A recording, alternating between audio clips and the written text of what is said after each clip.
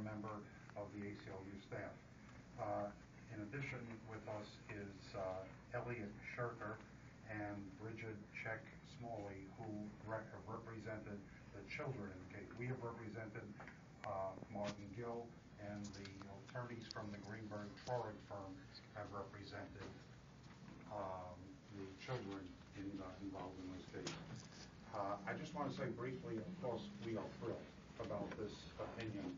A unanimous judgment with one judge signing on to his own concurrent opinion. We're thrilled for Martin.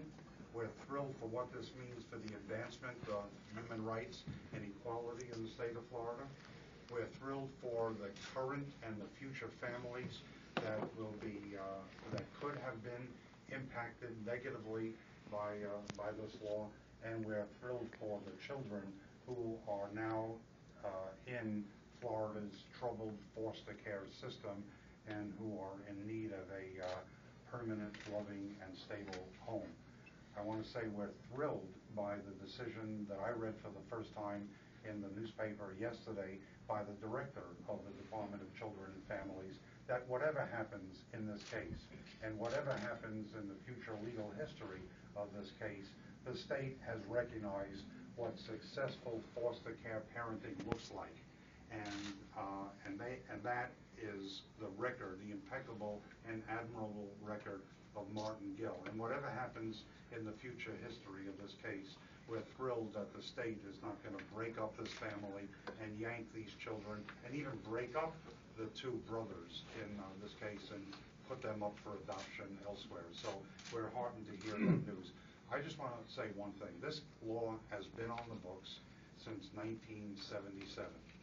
It is struck down today by a unanimous District Court of Appeal.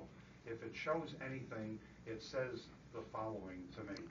Given our terribly flawed, inept, public policy making legislative process in the state of Florida, it shows that it is really easy to enact a lousy law, and it takes years, if not decades, to remove a bad law from the books, and that happened now today.